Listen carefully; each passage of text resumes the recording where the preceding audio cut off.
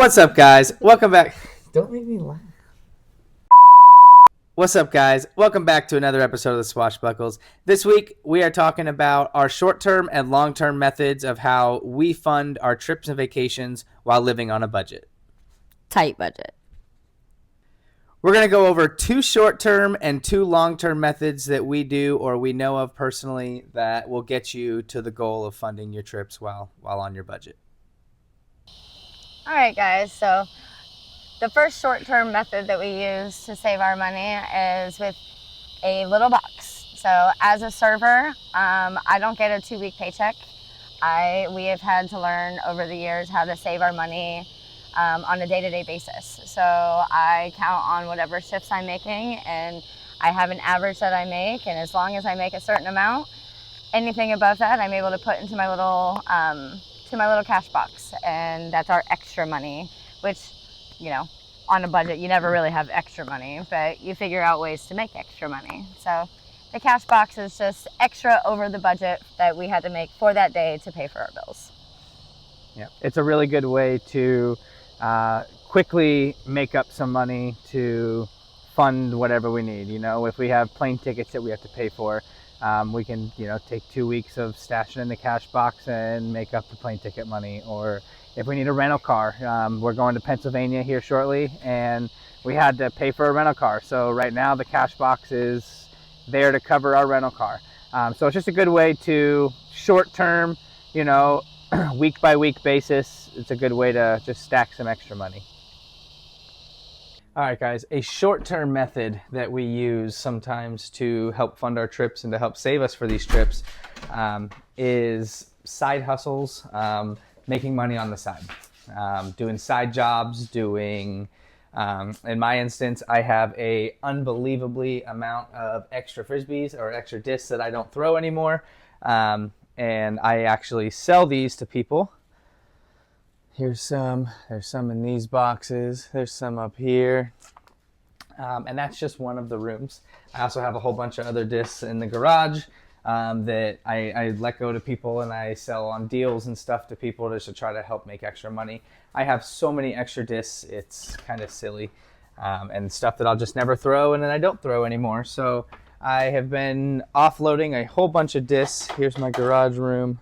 Sorry for the mess in there, but got a bunch of discs. You can see how many have come off the shelves here lately.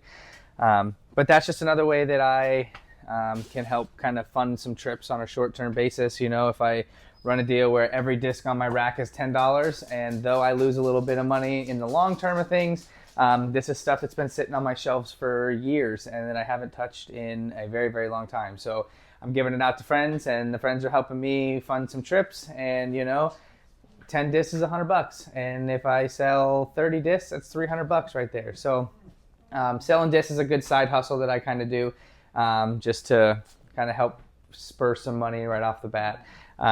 Also doing side jobs. Like I said, if you do work where you have ways that you can make extra money on the weekends or make extra money after work.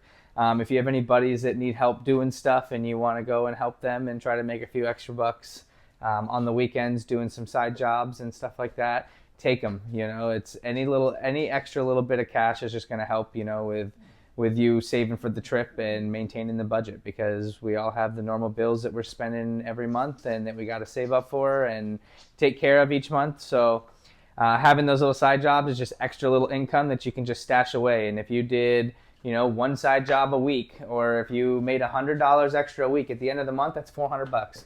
And even if you don't do $100 each week, even if it's $50 a week, in a month, that's $200. And if you're trying to save over the course of the next 3 months to go on this trip, you have $200 this month that you made, $200 next month that you made, $200 next month. That's $600 in 3 months. That can pretty much fund a trip for you. So definitely think about, side hustles, making some money on the side, helping your buddies out. If you got friends that need stuff done, just offer to help them and make some extra money. One of our long-term methods of saving for trips is what we call the jug method. And the jug method is a 5-gallon jug that you would flip over onto a water cooler, and you just throw all your change and loose dollar bills and little things. You just throw it into the jug. This is a really good way to stay on your budget and also be able to save up and do the things that you have on your bucket list. When you come home from work, when you come through the door, any loose change that you have or any loose dollar bills, just toss in there. If you're emptying your car at the end of the week and you're cleaning your car out and you have your little change drawer that has a whole bunch of change in it, go ahead and just bring it in and dump it in the jug. We try to set this in a spot where it's easily accessible and you see it all the time. So when you walk through the door, you kind of remember, oh, I gotta throw my change in there. Oh, I got a $2 bills I can throw in there. This is a long-term saving method. It's not really something that is going to really show big results in just a couple months or even, heck, maybe even a year. You'd probably see a little bit in a year, but this is more something that if you can give it 2 years plus, if you know that you and your friends are about to go on this big trip, you all want to go somewhere, and you want to start saving ahead of time without really thinking that you're taking money away from your daily routine. We all live on a tight budget, and we have to find ways to save while on that budget still. We started this idea a few years ago. When I was turning 27, I said, for my 30th birthday, I want to do something big. And he's like, okay, what do you want to do? And I said, let's do Vegas.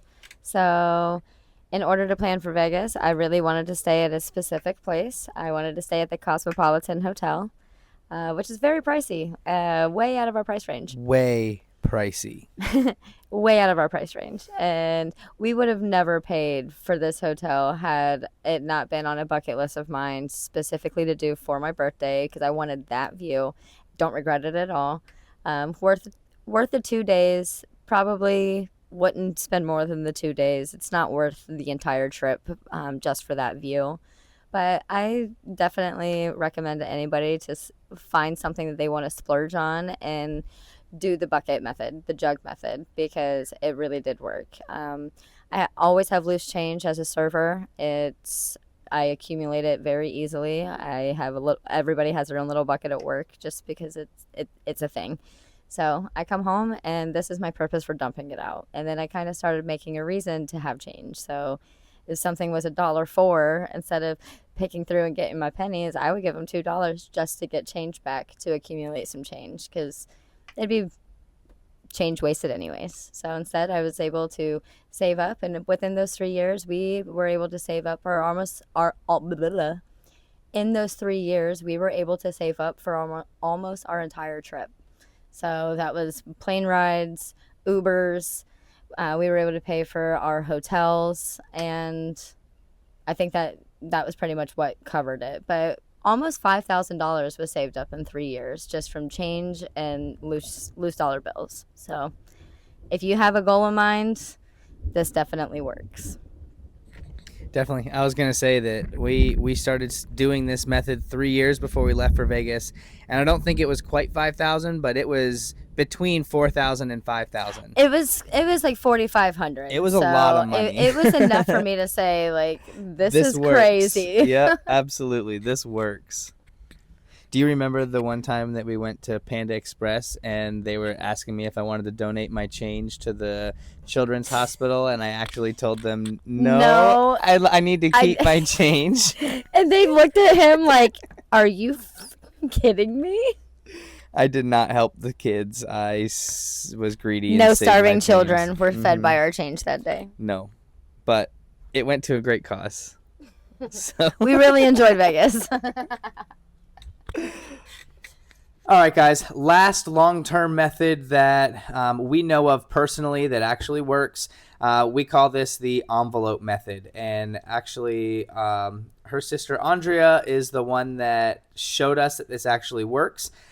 So I know personally that this will work and has worked. What she does is she takes 52 envelopes, one envelope for each week of the year. She starts with $5 on one envelope, and you count by fives all the way up to $260. So you have 52 envelopes, one 5 to 260, and each week you have to fill one of those envelopes. Obviously, The bigger envelopes are probably going to be a little tougher to fill at times. And if you, for some reason, can't go all the way up to the $260, even if you were just to do between $5 and $150 or $5 and $200, or, you can kind of make your own budget. Regardless, you're saving money and you're doing it in a way that it's small increments to make a big sum at the end of the year. Over the course of the year, filling those envelopes each week, I think if you do the $5 up to $260, it comes out to like $6,890 or something like that. Andrea actually adds one extra of the 110 envelope just to make it an even 7,000, and she saves $7,000 a year just filling envelopes. There's been times where she's been way ahead of schedule and she fills the envelopes after 7-8 months out of the year because she has it, and then she's able to start it again and save even more money.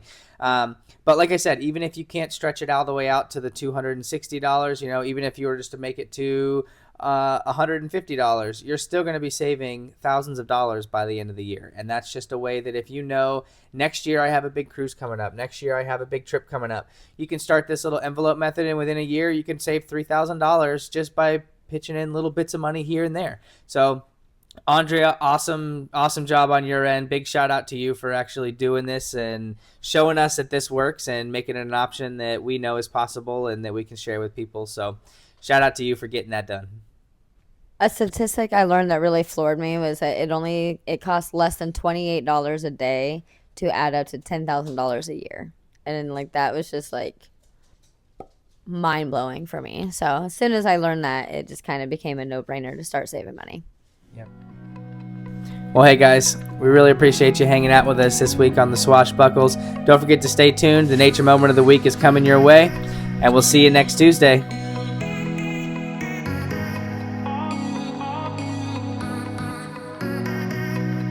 All right, guys, our Nature Moment of the Week this week is the green lynx spider. Sorry if you're one of those people that absolutely hate spiders, but this spider is so cool. Couple fun facts about these spiders. Unlike most spiders, the green lynx spider does not build webs to catch food. Instead, they are daytime hunters that stalk their insect prey like a cat, using stealth and speed rather than a web. When threatened, a green lynx spider can squirt venom from its fangs, which is a defense mechanism that is very rare among other spiders. And though this sounds kind of scary, while the venom can irritate the eyes, it is not dangerous to humans and is mostly harmless to the skin. So when you see these spiders, don't freak out. Know that they are actually good. They're very valuable in agricultural and garden settings for controlling insect populations and reducing the need for pesticides. Well, hey guys, thanks for hanging out with us on another episode of the Swashbuckles. We hope you enjoyed this week's video. We'll see you next Tuesday for another swashbuckle adventure.